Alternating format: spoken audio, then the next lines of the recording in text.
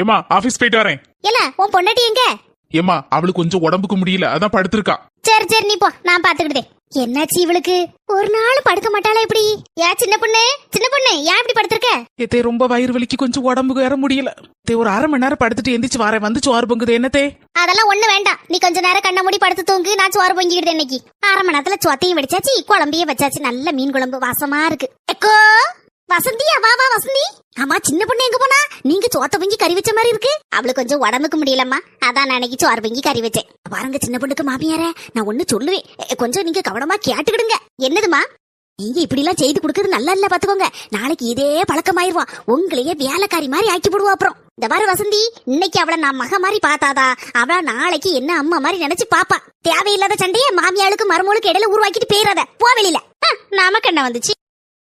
இப்படி ஒரு மாமியார் கிடைக்க என்ன கொடுத்து வச்சிருக்கணும்.